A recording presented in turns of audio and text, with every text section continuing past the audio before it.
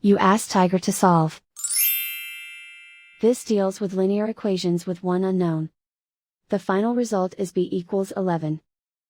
Let's solve it step by step. Group all constants on the right side of the equation. Add 12 to both sides. Simplify the arithmetic.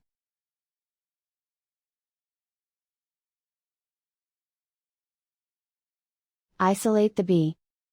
Divide both sides by 5. Simplify the fraction. Find the greatest common factor of the numerator and denominator. Factor out and cancel the greatest common factor. And so the final result is b equals 11.